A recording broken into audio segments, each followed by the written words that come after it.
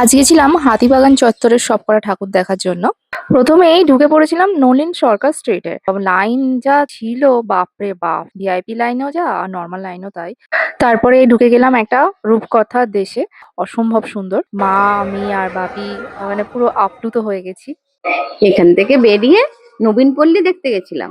প্রচন্ড ভিড় ঠেলে ভেতরে ঢুকলাম। আমাদের দেশ স্বাধীন হওয়ার পিছনে সংগ্রামীদের কত কৃতিত্ব বল। তারপর হাঁটতে হাঁটতে চলে এলাম হাতিবাগান সার্বজনীন। খুবই ভালো করেছে, খুব সুন্দর আর্ট ওয়ার্ক ছিল। আমি তো বলবো 10 on 10।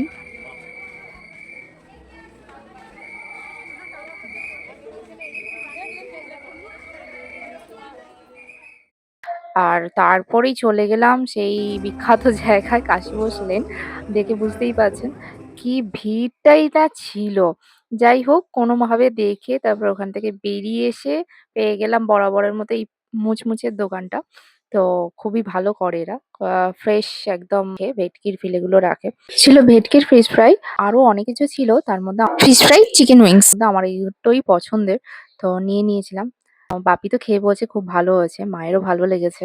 আর আমার তো বরাবরই এই দোকানে খুব ভালোই লাগে। এরা কম কোয়ান্টিটিতে রাখে, বাট খুব ফ্রেশ জিনিসগুলো দেয়। রাত 11টার সময় খিদে পাবে না বলো?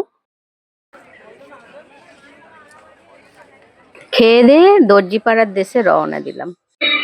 এই ভিড়, এই লাইন, এই বাঁশির আওয়াজ, এই দড়ি, এগুলো সব স্মৃতি হয়ে থাকবে। শেষ পর্যন্ত ঢুকলাম।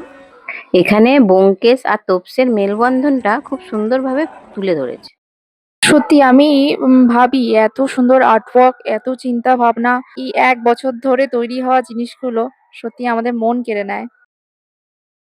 হঠাৎ দেখতে পেলাম জ্যান্ত ব্যোমকেশ। মাকে আর বাপিকে বললাম পাশে একটু দাঁড়াও ছবি তোলার জন্য। আমি বুঝতেই পারিনি, চোখটা না যদি নড়তো তাহলে বুঝতেই পারতাম না। বাপি তো প্রথমে বুঝতেই পারেনি যে পাশে ব্যোমকেশ জ্যান্ত দাঁড়িয়ে আছে। হঠাৎ যখন বুঝতে পেরেছে শট করে চলে এসেছে। এরপর বাপি খুব পা ব্যথা করছিল, আমার খুব এনার্জি ছিল। তারপর আর দেখা হয়নি, সোজা চলে এলাম বাড়িতে।